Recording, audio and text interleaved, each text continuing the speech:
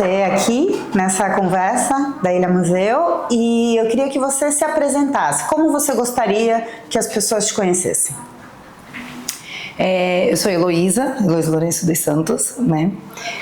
Sou quilombola, caiçara, sou casada com um caiçara de Ilhabela, né?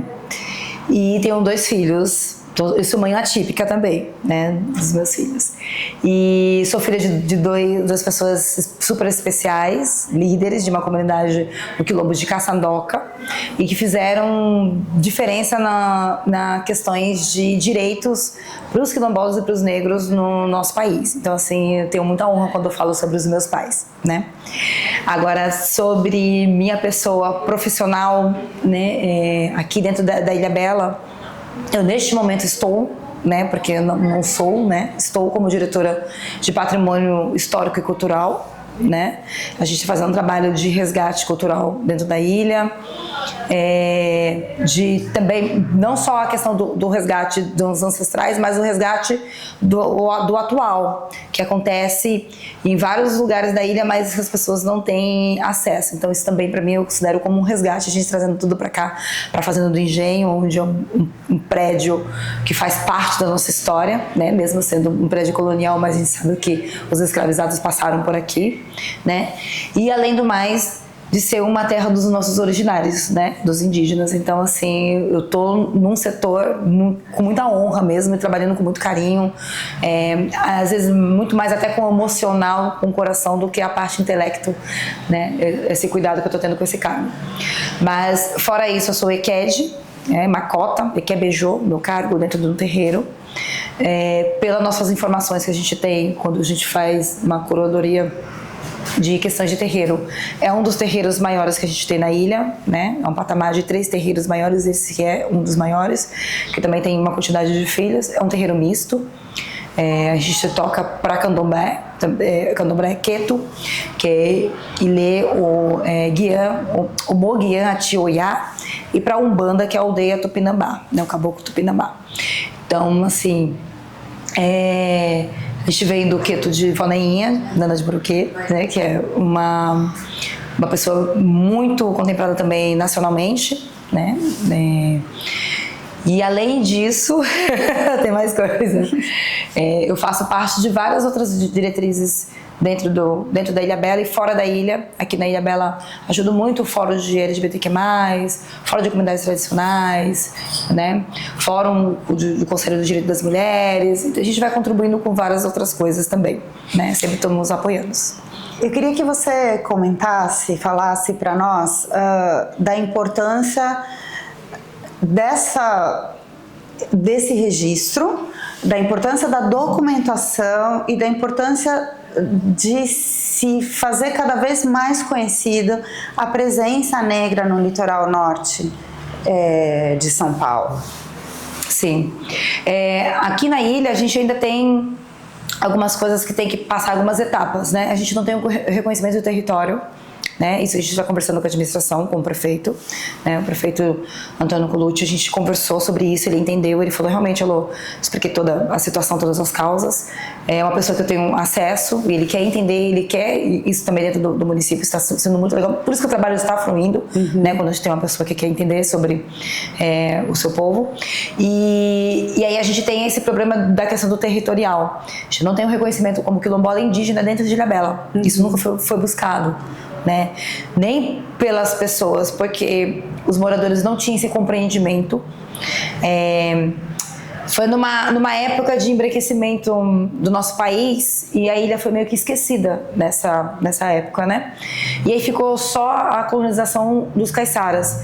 Só que hoje, de 2000 para cá, eu já fiz esse levantamento, as pessoas se nascem caiçara, mas não têm um compreendimento nem do que o que é caiçara, o que é ser caiçara, né? Dá para contar nos dedos e saber quem é que realmente continua contando as histórias dos mais antigos, cultuando os rituais de reza, né? Que é aquela reza das 6 da tarde do caiçara, de comer a comida tradicional típica do caiçara. Então, muita coisa, né? O linguajar, né? né? Eu mesma hoje já não tenho tanta fala, às vezes eu me enrolo, mas não tenho tanta fala do Caiçara nem do quilombola, né? A gente vai se aprimorando, vai estudando e vai perdendo, né, alguns registros. Então, assim, o que falta aqui pro pessoal é a questão do conhecimento de saber o seu eu antes. E é isso que eu tô tentando trazer. As pessoas se reconhecer primeiro, entender o que é que estava acontecendo, o que foi que aconteceu, né? A questão da história. Muita história foi apagada, não foi contada, para depois as pessoas se entenderem e falar, não, eu sou isso, não, eu sou aquilo. Ah, não, eu faço parte desse grupo. Para a gente poder realmente levantar uma história definitiva para a ilha. Então, eu falo isso, né? Com propriedades minhas, de Heloísa, que a gente está reescrevendo a história da ilha, né? Então é muito importante. Então os meninos vão se reconhecer como caiçara, eu acho que isso é super importante. Depois se entender e se reconhecer como descendente da ancestralidade de quilombola e negra, para depois também se entender como dos originários também dos indígenas, né? Que eu acho que vai ser o que vai demorar um pouquinho mais, é uma etapa um pouco mais difícil, né? Que é a questão do resgate dos indígenas, que foram os que foram primeiros expulsos daqui, para depois vir a questão dos quilombolas, para depois vir os italianos, os japoneses. Então, assim, tem várias camadas, né, a ser construído aí.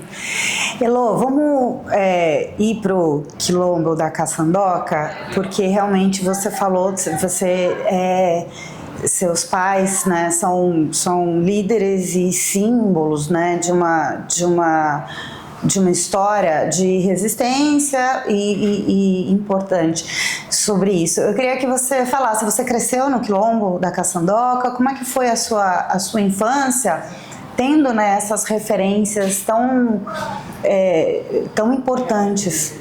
Sim, se eu me emocionar, tudo bem, né? Por favor. Sim, cresci dentro do quilombo, assim, nasci no hospital, né? Eu fui a única da família que foi feita a cesárea. Minha mãe resolveu interromper o ciclo dela de maternidade, e aí tive que nascer no hospital. A gente, na época, acho que era a Baixada Santista que tinha acesso a esse, na década de 80, essa oportunidade de fazer cesárea, né? Não tinha pra cá, pra essa região. Nasci em Rotanamos e cresci dentro do quilombo. A minha infância, para mim, foi maravilhosa dentro do quilombo. Porém, algumas coisas eu fui descobrir depois, né? 7, 8 anos, 9 anos de idade. Comidas que eu vejo que meus filhos comem hoje, que eu não comia, era tudo que era na terra. O que plantava se comia. Às vezes meu pai chegava da cidade com alguma coisa diferente, a gente... Nossa! Então pra mim, assim, foi muito rica a questão da minha infância. Minhas irmãs não gostavam muito porque elas eram adolescentes, né? Elas vão até falar. Nem falaram dessa parte que a gente detestava. Elas não gostavam, porque a gente não tinha TV, não tinha... nada, nenhum acesso, né, de civilização, assim, né, luz, né, tinha um período para poder dormir, um período para acordar, então era tudo de plantar, pescar, colher.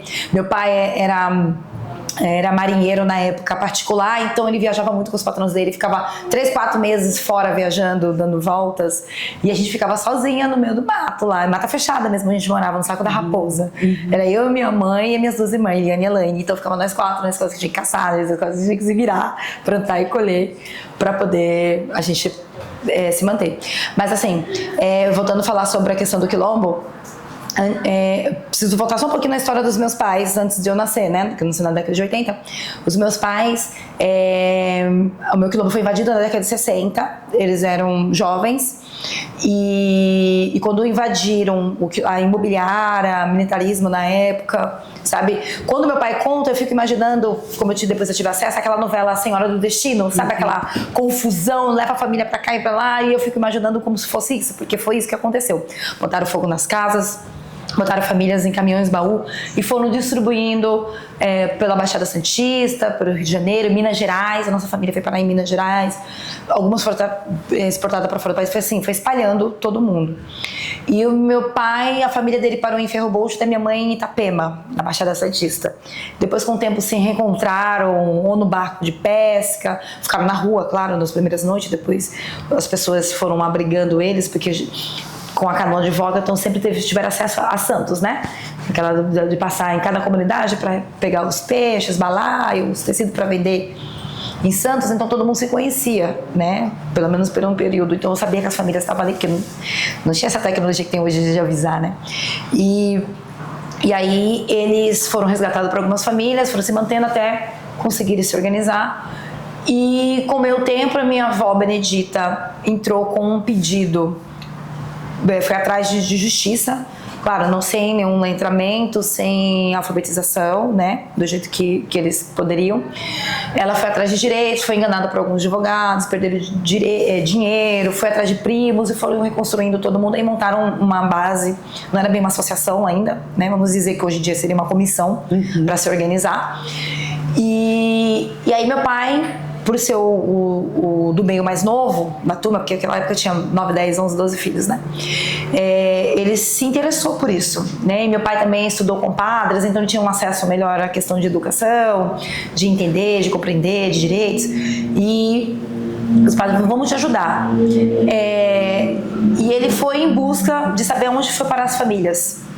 Então, ele ainda estava, depois tinha começado a namorar, minha mãe e meu pai são primos, começou a namorar minha mãe também, seus 20 e poucos anos, mas ele botou uma mochilinha nas costas, uns bloquinhos de nota, ficha e envelope de carta para falar onde ele estava indo e foi viajar o país procurando as famílias. Por isso que a história do meu pai começa a ser reconhecida nacionalmente por essa questão dele insistir de recuperar as famílias e trazer para o território novamente. E nisso toda a família começou a se juntar, né? Ele é referência, porém teve o apoio da família. Irmãos, primos, tios, todo mundo começou a ajudar financeiramente. Aí ele começou a ir para Brasília e foi para um canto para o outro, foi atrás de deputados. Aí na época era o Paulo Teixeira, na época, se não me engano, o Simão Pedro. Tanto Simão Pedro teve esse ano lá em casa. Gente, 30 anos que eu conheço vocês, né? Ele foi lá comemorar no dia do aniversário dele ainda, que era 30 anos que ele conhecia a gente. Pelo trabalho de luta, né? Então, pra você ter uma ideia. E aí meu pai conheceu a turma, já estava naquela, ele já tinha participado da formação não sei se posso falar, né, de partidos, né, do PT. Meu pai participou dessa formação, apanhou, foi preso, teve um monte de outras situações também, porque os pescadores estavam junto com os metalúrgicos, estavam nessa nova era, né, do país. E pulando, né, essa fase toda para poder estar encurtando a história, a gente conseguiu uma concessão de estar entrando de volta para as terras. Só com grileiros, né? Então teve ameaça de morte, teve envenenamento, teve ataque, teve várias outras coisas que você pode imaginar. Isso tem em jornal, a gente tem registro. Isso em jornal do município na época de Ubatuba. Fogo em documentos, a gente teve muito documento que foi botado fogo, né? Cartório de Ubatuba foi botado fogo. Acho que a grande maioria dos cartórios daqui da região, para as pessoas poderem grilhar as terras, né? Tem essa história de sumir documentos e aparecer documento que nunca existiu. Mas a gente passou com o tempo, aí teve depois com a questão de vários tipos de conselhos, de vários tipos de ações. Foi chegando a década depois de 80, a gente já estava nas terras. A gente só saiu de lá, eu estava com 8 para 9 anos, voltou para a Baixada Santista, porque invadiram a casa dos meus pais, a nossa casa. Meu pai não estava em casa, só estava eu, minha mãe e minhas irmãs. Bateram na minha mãe, conseguindo me colocar por debaixo da cama, e eu lembro dos barulhos, sabe? Lembro de alguns flashes, mas entraram, bateram nas meninas, bateram na minha mãe, né? Quebraram a casa inteira. Aí quando meu pai voltou de viagem, eu não sabia, minha mãe não tinha enviado recado, nada. Quando ele chegou, a gente já tinha saído da casa, aí tendo pra casa de outros primos pro centro da cidade. E depois meu pai falou, não, então vamos voltar pra Baixada Santista, tá perigoso. E até hoje a gente é ameaçado de morte. Meus pais moram lá porque meu pai falou, filha, é algo que a gente nasceu, que eu escolhi, fui escolhido, eu sou a mãe. Eu vou permanecer aqui. Se for pra bater em mim, eu me matar, eu tô aqui. Eu não vou fugir. Cansei de fugir, a gente ficar fugindo, né? Então eles estão lá, mas a base de ameaças. Mas é claro, a gente faz BO, avisa as autoridades maiores, deputados, senadores, todo mundo sabe, ministro, todo mundo tem essa consciência, mas a gente tá lá. Né? Nossa, que forte isso que você contou agora. E aí a minha outra pergunta ia meio nessa linha, mas agora faz todo o sentido, né? Em pensar o que significa o território, né? O que significa para você ou para sua família isso, né? O território. Só para não fugir, que eu ia falar agora, a gente também teve muita ajuda do MST no retorno, porque o governo estava, mesmo sendo um governo que era favorável, que era o presidente Lula na época, que assim que ele ganhou, a gente conseguiu voltar para o Estado. Olha quantos anos para voltar. Tentamos voltar nos anos 90, não deu muito certo, porque atacaram. Depois em 2000 a gente conseguiu retornar com esse apoio, que aí surge o Ministério da Igualdade Racial, que é a Matilde Ribeiro, super amiga, foi pro Quilombo e falou: Antônio, a gente vai fazer registro, assumi, eu quero fazer o meu primeiro registro aqui na Caçandoca, porque a gente lutou muito para chegar aqui. Ela foi pra Caçandoca, fez a primeira conferência dela lá, né, contou a história da família, porque ela está lá porque a família fez a nascer esse ministério e ela sabia da nossa história. Doutora Eunice ajudou bastante, assim, tem bastante pessoas, né, nessa referência, né? Mas de tudo, depois que a gente fez tudo isso, eu como pessoa hoje eu entendo a questão de território, de tudo isso que eu passei por ser a caçula. Então, caçula é a que acompanha os pais, né? Então eu falo para o pessoal, essa é a minha escola de liderança e militância que eu tenho, não foi estudada teoricamente, foi na prática mesmo. Eu não precisei estudar, foi na prática. Para mim o território não é essa questão de amar o território, eu sou do território, eu sou quilombola. Eu tenho essa convicção para mim, e o que eu passo para os meus filhos, é de saber de onde você veio, para que você veio para o mundo, o que você vai deixar, porque eu vou virar uma ancestral. Então eu também quero saber o que eu vou deixar de conhecimento. Eu não quero parecer a Heloísa passou por aqui, ou nem saber o que eu fiz, ou saber quem era a Heloísa mesmo. Então assim, eu tenho essa coisa comigo de deixar algo para os meus descendentes, de saber essa minha ancestral fez por isso eu vou valorizar isso, vou enriquecer e vou crescer mais. Então toda vez que eu tenho algum problema, eu acho que eu preciso de energia. Claro que meu pai e minha mãe são os meus guias, mas eu sempre vou no meu quilombo, corro lá, porque antes eu ia periodicamente, agora com os compromissos não consigo ir tanto. Vou lá, converso com meus ancestrais, cultuo, volto de novo, falo, não, é isso, já entendi. Então tenho esse empoderamento, mas eu sei de onde eu vim, para onde eu tenho que ir, o que eu tenho que fazer, quem que eu tenho que respeitar, sei essa questão de hierarquia também, e sei também para quem tem que me dar respeito, né? Por eu ser uma cultura viva e permanecer cuidando da minha cultura e do meu povo, eu também sei que eu tenho os meus direitos e tenho que as pessoas têm que me respeitar. Né? Dessa parte eu tenho consciência disso. Então, para mim, o território é isso: questão de respeito, de saber de onde veio, o que eu vou deixar de contribuição do que eu passei aqui nessa terra, né? E honrar realmente quem passou todo o sacrifício, que para mim é muito mais moderno, né? E é até bom você falar sobre isso, é a questão do sapato, né? Porque as pessoas sempre falam, Luísa sempre tá de saltado, sempre chique, até andando na fazenda, né? Então, eu lembro que o meu avô Benedito, o meu avô paterno eu não consegui conhecer. Quando a minha irmã mais velha, que é a mais velha da família toda, que já tem 50 anos, nasceu, ela tinha 12 meses de vida, acho que ia fazer um ano, meu avô faleceu, e, né, um problema respiratório, fratou. E então, ninguém conheceu o avô Quiliano, mas a gente leva a história dele, que é muito grandiosa dentro da comunidade, mas o avô Benedito a gente conheceu. E domingo era dia de ir pra casa da avó, que sábado e domingo tinha dia de feira, então minha mãe e minhas tias largavam todo mundo, e ele sentava todo mundo lá e contava a história, por que a gente foi expulso do quilombo, o que a gente tinha que fazer, e as minhas outras avós também, mas o vô Benedito gostava muito de contar a história. E ele sempre andava de roupa branca, alinhado, com o chapeuzinho dele, o sapato dele todo brilhoso, e sempre falava, e eu vou lembrar isso, porque o calçado naquela época era sentido de ser digno e de ter liberdade, né? E a gente tem isso nas histórias também, né? Que todo escravizado, quando tinha a sua liberdade, comprava um calçado, né? Pra dizer. Então, quando vez que eu venho falar com meus ancestrais, aqui também, quando eu não tenho oportunidade no quilombo, eu falo aqui na fazenda, subo lá em cima, né? Na fazenda, sento lá, converso, vou calçada pra mostrar pra eles que eu tenho uma liberdade, que eu sou liberta, que eu posso também ajudar tanto eles em questão espiritual de liberdade, como as pessoas que tomam a carnal, né? Também na liberdade, e tiro meu calçado e conversar com eles, né? Mato meu paó, converso com os espíritos, volto. Às vezes eu tô ali no computador, vejo o sombra passando, aí conversa, aquele barulho de crianças na janela, dando risada. Então, assim, pra mim é muito profundo estar aqui na fazenda, sabe?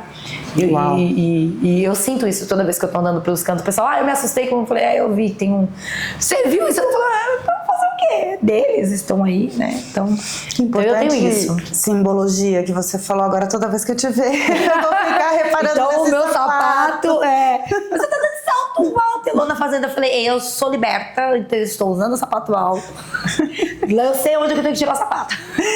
Você falou também muito do que os indígenas tratam como o futuro ancestral, né? Sim. Que a gente só pode avançar respeitando, valorizando e carregando a ancestralidade. Exato. Como você enxerga esse futuro ancestral, não só dentro do movimento negro, mas com os quilombolas? O que você gostaria, sonharia de que tivesse na cultura presente de todos e todas, né? O que você gostaria que todos e todas soubessem sobre esse futuro ancestral quilombola, do movimento negro? Qual que seria esse sonho ideal? Eu acho que eu nem diria sonho assim, mas eu acho que uma palavra que se encaixa, que eu falo muito de questão do respeito, é também a questão de oportunidades, né? De não só ter o respeito, mas a gente também ter a oportunidade, porque eu tô cansada de escutar, vamos incluir o movimento, aí eu fico, quer dizer, a gente é incluído, quer dizer, e na hora de fazer, a gente faz, né? Na hora de construir, a gente que constrói. E por que a gente tem que ser toda hora incluído em alguma coisa? Vamos incluir no projeto o movimento indígena, o movimento negro, o movimento não sei o que. Caramba! Né? A cultura mesmo. A gente estava falando sobre a questão do jogo. A gente precisa só fazer de um espaço para fazer. Se não tiver espaço, a gente faz em casa. Porque a gente constrói tudo. Pega uma árvore, faz a árvore ficar oca, pega um couro, coloca uma saia de chitão, pronto. Essa é a nossa cultura. Acabou. A gente precisa ficar com gasto disso, gasto daquilo. A gente mesmo faz. Então, te dá a oportunidade de a gente mostrar o que a gente aprendeu com nossos ancestrais e respeitar é o que a gente quer. A gente não quer lugar de ninguém, direito de ninguém. Lembrando que a gente chegou primeiro, os originários, depois nós. Então, assim, e trabalhamos e montamos e fundamos um país, né? Que todo mundo esquece disso, mas, nossa, esse prédio era lindo. Foi mão escrava, mas... foi mão não sei o quê, mas não lembra, né? Dessa, de quem construiu, de quem fez, você não teria. Então eu sempre fico pensando nem em questão de sonho, mas da gente não ser mais incluso nas coisas, né? A gente ter a oportunidade, vamos chamar o pessoal porque eles têm um trabalho legal, mudar a fala. A gente vai incluir vocês, porque acho que é legal parecer essa parte de cultura afro, aí fica... tá. Exato. Quer dizer que precisa a gente estar ali. Aí na hora de ter o direito, de estar ali, não dá agora. Uma outra vez a gente inclui vocês. Então eu acho que...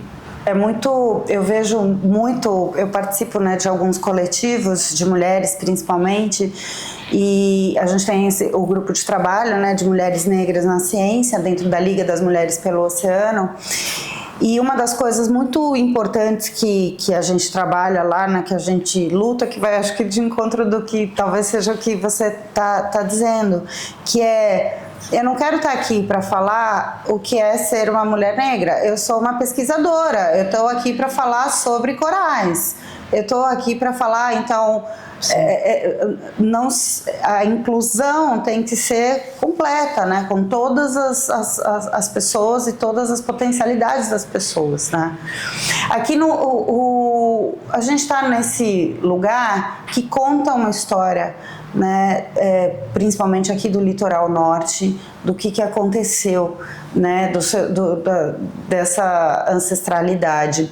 O que você gostaria de destacar desse lugar que a gente está? É uma história também de dor, né? Que aconteceu no território, mas também a gente passa para outras salas onde tem a questão da valorização e da manutenção da documentação, né? Do que aconteceu aqui. O que você nos conta desse espaço onde a gente está? É o primeiro museu, pelo que eu ouvi, parece que dentro do território, né, falando de novo, é o museu, acho que é o único museu de todo o Vale do Paraíba, né, inclusive com museu afro, né? Então, é até bom você falar sobre isso, porque as pessoas falam, mas é tão pequeno. Eu falei, então, é pequeno, mas tem valores lá dentro grandes. Então, assim, a gente foi catalogado como o primeiro museu do Vale e do Litoral do Estado de São Paulo e o segundo do Estado de São Paulo, né? A gente fez, depois que a gente fez a inauguração do museu, a gente foi convidada pela secretária Luciana Leite, secretária de Turismo do Estado de São Paulo, para poder entender da questão do museu, a gente explicou, ela falou, então realmente vamos catalogar isso e vamos incluir também a questão do afroturismo. Então a gente também está nessa rota do afroturismo no município, está no plano de governo também da administração. Então foram várias conquistas por conta de um museu pequeno, que as pessoas falam que é tão pequeno, né? É claro que a gente a gente precisa ter maior, mas a gente está dentro de um patrimônio tombado, então a gente não pode fazer prédios, então a gente está tentando reorganizar as salas, os cômodos, na verdade, né? A gente fala sala, mas são cômodos da Casa Grande para ver o que a gente vai enriquecer mais. Tem projetos futuros ainda, mas está em conversação para ver como é que vai ser. Mas esse museu aqui foi muito legal, porque eu sempre falava que tinha que ter uma história nossa, negra, e desde que eu tô na AMAI, que foi uma oportunidade que a dona Noemi... Eu comecei a trabalhar no movimento negro, tanto eu como meu esposo, pelo coletivo Negrodum, né? Que foi um convite de um amigo nosso, Pedro Landi. A gente conheceu o Nino e a Vitória, na época a Tatá, que estava fundando o coletivo Negrodum após a morte da Marielle. E a gente veio participar. Só que o jeito do movimento não se encaixava com o meu jeito de ser. Eu vinha muito com essa coisa de diplomata, de conversar, de se organizar, de ver isso, aquilo, que é um jeito que eu aprendi dos meus pais, de líderes, né? Eles não fazem nada de vamos fazer agora, não. Tudo é muito conversado, estudado, o que a gente ganha, o que a gente perde. E aí eu venho muito com essa conversa. E o coletivo, o intuito dele não era esse. Era de se manifestar, a gente precisa, então tem que ser agora, bora se juntar. E o meu não era de pensar como que a gente ia se manifestar antes. E aí ele me apresentando, me falando assim, tem que ir pro grupo da AMAI. Eu acho que a Associação de Movimento Afrodescendente é onde você vai se encaixar, você e o Pichó. Eu falei, tá bom.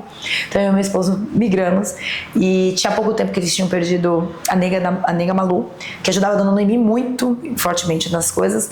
E aí eu entrei, eu não sabia onde me encaixar, e eu comecei a falar, e a dona Noemi falou, Elô, parece que você, não vou dizer que você é reencarnação, porque acabamos de perder a nega Malu, mas você é a cópia dela, falando e articulando e ajeitando. Você não quer vir como vice-presidente, porque ninguém quer ocupar essa cadeira? Aí eu falei, nossa, é muita responsabilidade, muito ego demais. Aí chegar agora já assumir. E o Luiz entrou como primeiro não era como secretário, era como suplente, depois ele virou secretário do Luiz. Nossa, meu esposo, isso. Marido. Às vezes eu falo Pichó, é o apelido dele, Pichó, professor Pichó.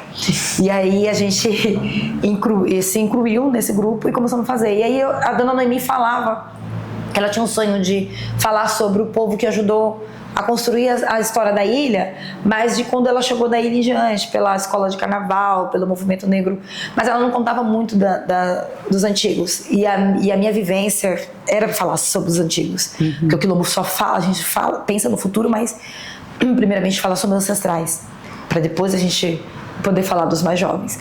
E aí eu mostrei, ela falou assim, nossa filha, um dia eu também queria uma vontade, o Nino falou, eu também tinha vontade de fazer. Eu falei, por que a gente não faz? Ela, isso é loucura.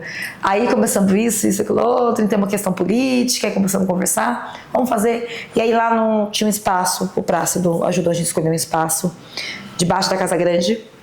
Então era uma galeria. Plácido Cali, né? Isso. E aí tinha um espaço lá, a gente fez, colocamos um preto velho, um símbolo, um manequim de Iemanjá, alguns painéis e as histórias, tal, foi isso. Inauguramos, na plena pandemia. Olha o tempo que a gente vem conversando, foi na pandemia que a gente fez. Fizemos uma missa afro, né, tal. É isso. E aí toda vez que a gente vinha ver, era uma sala escura, debaixo da Casa Grande, eu falei, caramba, a gente não sai debaixo da Casa Grande, né, e tal. Eu comecei a me incomodar, e Noemi também, ela falou, ai filha, não tá legal isso aqui, né? Eu falei, não, Noemi, eu me arrepio só de lembrar. Falei, tá parecendo que a gente tá voltando, retrocedendo, debaixo da Casa Grande de novo. E aí a gente conversou, saiu em incomodação com o Praça, ele falou, olha, tem um outro prédio que a gente vai fazer toda a história da ilha, mas ainda estou em preparamento, tem muita coisa para se contar da ilha, ainda não está pronto. Mas a gente pode estar ocupando esse prédio, mas precisa ser arrumado lá. Onde é? Onde era a escola. Aí a gente veio, conheceu, a gente falou, é aqui. Ele falou, tem certeza? Tem. Então vamos procurar mais acervos, mais histórias. Vamos enriquecer. Então começamos a enriquecer, contar a história do nosso povo que está ali, que é o que a Noemi queria muito, de todo mundo que começou a enriquecer a história depois do apagamento. Então tem a primeira sala que é sobre o apagamento da história de Ilhabela e o recomeço deles. E aí vamos colocando as coisas do engenho, contando os movimentos que a gente faz. Aí contando um pouco da capoeira, que é um material nacional. Tem um outro espaço que a gente fala sobre a cultura urbana periférica, né, dos movimentos, tanto matriz africana como também danças em linguajar e a comida. E teve um outro que a gente dedicou à matriz africana, que são os mais contemplados, né? A Yamamã Oxum, Iemanjá, Oxalá, faltou Yansan, que todo mundo gosta muito, mas não cabia ali, Exu também. Mas uma hora a gente vai conseguir fazer uma outra sala para poder glorificar todos os orixás. Então a gente fez como se fosse uma mini réplica do museu afro do Parque de Ibirapuera, que é bem pequeno, mas nossa. Mas é isso, essa é a essência, para não se deixar passar. E aí a Luciana olhou com esse olhar, a secretária de turismo, falou: gente, Elô, tudo que você está me falando é isso. E na inauguração as meninas vieram para cá, várias pessoas, secretários, diretores de outros municípios para ver a inauguração. Foi fantástica a inauguração, muito legal. Saudando os orixás ancestrais antes de abrir. Foi muito importante. E aqui estamos. Eu vi, foi muito bonito mesmo. E tem essa simbologia tão importante, né? De referência agora, de ser o primeiro e tal. Você falou do afroturismo, né? Eu achei super interessante. Conta um pouquinho mais o que ele significa e como é que as coisas, os trabalhos que você está fazendo podem contribuir com isso. Na parte do plano de governo, né, administrativo, o afroturismo ele ficou na parte do turismo, da Secretaria de Turismo, mas a gente vincula, né, porque precisa da parte cultural, então a gente vinculou algum mapeamento que o Estado pediu, a gente mapeou a fazenda, tem o Pelourinho lá na vila, alguns pedaços que a gente tem já de parte histórica na cidade. Então a cultura contribui com isso. E aí essa pasta ficou diretamente para o turismo mesmo. Então é o secretário Harry que está cuidando dessa parte. Mas para nós, né, dos movimentos, o afroturismo ficou muito, como é que fala que eu posso dizer? Não seria fosse um presente, né? Não fosse isso, mas se fosse um reconhecimento para a gente poder mostrar a nossa arte. Então a gente está se organizando. Os meninos já vieram pedir para fazer os ensaios deles de capoeira, de maracatu. Aqui as meninas agora tem a questão do jongo que a gente vai fazer. É o primeiro resgate cultural que a gente está fazendo na ilha, né? A gente não tem tanto registro do jongo dentro da cidade, porém a gente sabe que dentro das senzalas se cantava, se dançava o jongo, né? E algumas festas mesmo dos colonizadores tinham o jongo, eles dançavam o jongo, mesmo não tendo o registro, faz parte do patrimônio histórico nacional, então a Ilhabela está incluindo isso. Então a gente contribui, a parte da cultura, né, está contribuindo nesses quesitos pro turismo. Mas o acompanhamento todo, de dinâmica, de como vai ser a implantação do afroturismo, ficou a responsabilidade do turismo, então a gente não tem tanta... Já tem parceria, mas eu não tenho tanto o que falar. Mas para nós, movimentos, ficou uma oportunidade de mostrar artesanato, as histórias que a gente começou a fazer esse resgate. Dei uma pausa porque comecei a pensar agora na questão do Museu Caiçara, porque eu fiquei pensando, depois que eu fiz a pesquisa de 2000 para cá, do perder-se a conexão do Caiçara com os mais jovens. Então agora a gente vai focar no Museu Caiçara. O prefeito concordou a gente fazer, então a gente está construindo esse projeto do Museu Caiçara para o Caiçara se entender, se reconhecer, e depois ele começar a entender que o Caiçara faz parte do indígena, do negro e do colonizador, né? Que ele é o mix dos três, né? Que eles não é uma raça nem etnia, mas eles é uma colonização dos três, né? Um povoado. Então a gente está é difícil, né? Mas a gente está trabalhando em passo de formiguinha, porque é muito delicado, tem que se pesquisar para não ficar falando coisas ou trazer coisas que não é, para poder chegar aí. Mas o afroturismo já está no programa. Eu acredito que a partir do final do ano já começa a trabalhar isso, porque já está tendo visitações, né, já falando sobre isso. Faz parte do pacote do afroturismo, né? Os navios já estão perguntando, o pessoal do navio, mas acho que acredito que agora na temporada de verão desse ano já começa a ser divulgado mais sobre isso. Muito interessante. E a minha última pergunta é, eu ouvindo você e fico pensando que você fica transitando, né? Tanto na pesquisa do passado, quanto no respeito e valorização da sua ancestralidade, mas também trabalhando na construção de coisas, né? Ou seja, o futuro. O que você espera, o que você gostaria que fosse esse futuro? Sim, eu gostaria que os meus filhos, meus descendentes, né, meus netos, não passassem o que os meus ancestrais e eu passei com a questão de ter respeito e direitos de estar como todo mundo, como se fosse, porque a gente é considerado não como um cidadão comum dentro da sociedade. A gente sempre é olhado torto, ou a gente é questionado, ou a gente é julgado, e eu gostaria que eles vivessem livres, porque eu ainda me sinto presa. Porque tem lugares que eu tenho que me comportar de um jeito, porque eu estou num lugar, eu tenho que me comportar de outro, porque eu estou naquele lugar. E eu queria que eles fossem livres, como todo mundo, desculpa a palavra falar, mas como todos os brancos, né? Que eles se sentissem livres, à vontade. E é isso que eu faço aqui na ilha. As pessoas me perguntaram, pô, do nada você vai parar na ilha? Eu falei, então, gente, quando eu era mais nova, passava pela estrada, pelo mar mesmo, eu falava, nossa, que vontade de conhecer a Ilha Bela. Aí meu pai falava, nossa, eu vou te levar lá um dia, filha, tem isso. Meu pai contava muita história da ilha. E eu nunca vinha na Ilha Bela. Fiquei adulta, comecei a estudar, conheci o meu esposo na faculdade, na universidade, estudando, me formei e casei, depois comecei a namorar com ele, conheci a ilha quando a gente começou a namorar, isso é 18 anos atrás.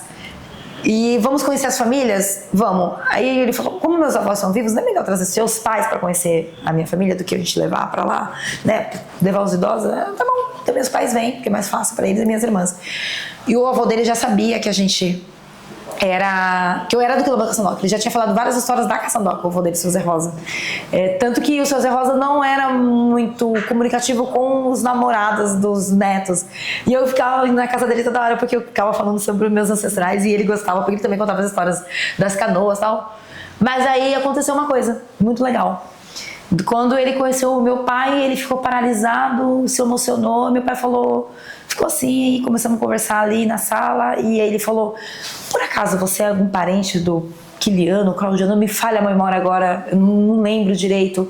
Aí meu pai, eu sou filho do Quiliano. Aí ele se emocionou mais e falou assim, você sabia que o seu pai, Quiliano, ia comigo na canoa de voga pra gente fazer venda na Baixada Santista? E aí meu pai falou assim, eu digo mais pro senhor. Aí ele, oi, o menino que andava com meu pai na canoa de voga era eu, que distribuía água enquanto vocês remavam. E aí meu pai falou, e eu casei com a filha do Benedito Gabriel, que levava as bananas para vender em Santos. Aí a gente foi descobrir que os nossos avós eram amigos de embarcação. Que vinha de Caçandoca, que passava no Saco da Raposa, que parava na Ilha Bela, parava no montão de trigo para pegar peixe seco, carne seca, as coisas que secavam no montão o jeito de secar lá era melhor, com sol e tal. E quem vendia e levava para a Baixada Santista era seu Bento, que é pai da minha sogra. Os nossos 4 avós eram amigos. E aí quando a gente teve o Gabriel, há 10 anos atrás, o Gabriel tem um nome gigante, mas o nome dele carrega o nome dos 4 avós dele, dos bisavós dele. Então, assim, como é que é o nome de Gabriel? Gabriel Quiliano Bento Lourenço de Jesus. Ele, por que o nome é tão grande? Aí a gente sempre lê agora, ele fala para as pessoas, meu nome, ele gosta de se apresentar, meu nome é... Qual o seu nome? Ele fala, completo, o nome dele é a história dos meus 4 bisavós. E ele é autista, né, nível 1, então ele gosta de falar sobre a história dele, que as pessoas entendam por que ele está incluído ali, e pronto, né? Então, para mim, é isso, deixar um registro que eles sejam respeitados e não passem o que a gente passa atualmente, né? Ver a Isabelle trabalhando no projeto Povos. Isabelle que agora, é sua filha, né? A Isabelle é a minha filha mais velha. A Isa Gabriel tem 10 anos e a Isa tem 19.